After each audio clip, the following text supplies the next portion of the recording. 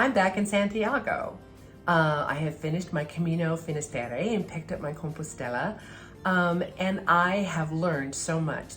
When I compare my Camino Frances and my Camino Finisterre, I really can see clearly some things that I will do different on my next Camino, and I wanted to share those things with you. But first, I wanted to mention that I cut my Camino Finisterre short, because when I got to Finisterre, I really felt like that was trail's end, the end of my journey. I did go on to walk to Muxia, which was enough distance to achieve a Compostela. But after that, I didn't really want to complete the loop, retrace ground that I had already walked. So I paid a little less than €7, got on a bus, which was an hour and a half to Santiago, and I feel really good about my decision. And I do for a couple of reasons. The first one I've already mentioned. The second one is I've been following John Brierley's schedule. John Brierley was very fit and an ambitious walker. I am neither that fit nor that ambitious. So the 3 days following Muxia should have been 20 miles, 21 miles, and 13 miles. Well, 13 miles is my sweet spot. I feel like I can do that every day. But 17 miles, that starts to hurt. And between 17 and 20 miles, it's not fun at all. So I didn't want to do that either. I'm also hemmed in by flight schedules out of Santiago. So I just decided to call it a day, and I'm all right with that. So what is the first thing that I would do differently? I mentioned that 13 miles is my sweet spot. I would take Camino Finisterre or any of the Caminos going forward and mark off, predetermine what is 13 miles going forward every day, and make that my rest stop, or as close to that as possible. There were a lot of albergues. There certainly were on Camino Frances, there were on Camino Finisterre, and the biggest difference between the Frances that I did last year and Finisterre this year is this year's not a holy year.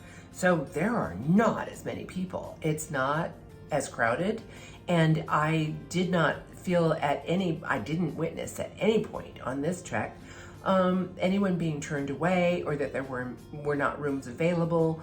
So I think I would make some very different decisions. The first one being, as a solo walker, I would carry everything and stay in albergues every night. And the reason why is I really enjoy Camino company, Camino family, making friends, being introduced to other cultures. That is such a big part of Camino for me. Staying in the hotels in a short walk, you're not afforded as much opportunity to make friends. So that's number one. And number two, I would carry everything. So how do you make that possible? I did forward a bag on this Camino, which meant that I had to have a prior reservation at least 24 hours in advance for every place that I was staying, so that the companies that I used to forward my bag would be willing to work with me. If I carried everything, I could stay in a hotel if I wanted, I could stay in an albergue if I wanted, and I wouldn't need to make reservations going forward in order to have a place for my bag to land. What would I pack differently? I would wear one outfit for hiking. So that'd be one pair of hiking pants, one hiking shirt. And then I would carry a pair of bike shorts and a t-shirt to sleep in, making sure that everything was, quick dry. That way you would just get to your albergue, take a shower right away, change into your clean biking shorts and t-shirt, which is, I promise you, it's completely appropriate absolutely everywhere you go.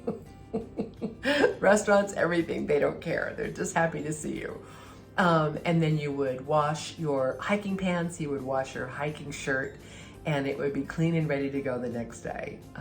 That right there would alleviate all the weight that I wasn't carrying. And everything else in my bag I would keep the same. So that's the big difference. And I'm already planning my Caminos for next year. I plan to do 2 of them, and I will keep you informed, as well as some other very long through hikes. So please, if you feel that I'm bringing any value to this channel, please hit the thumbs up button on this video, and subscribe so that you will know when I am posting more information. In the meantime, buen camino.